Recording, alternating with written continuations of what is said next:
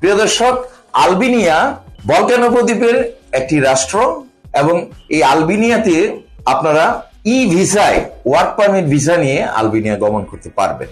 অনেকের মধ্যে আলবেনিয়া নিয়ে অনেক সন্দেহ প্রবণতা কাজ করছে। ইতিমধ্যে অনেকে আমাদেরকে মেসেজ করেছেন যে আলবেনিয়ার ভিসা তো বন্ধ।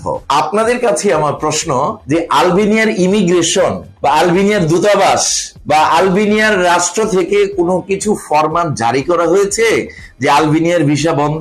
নিশ্চয় না।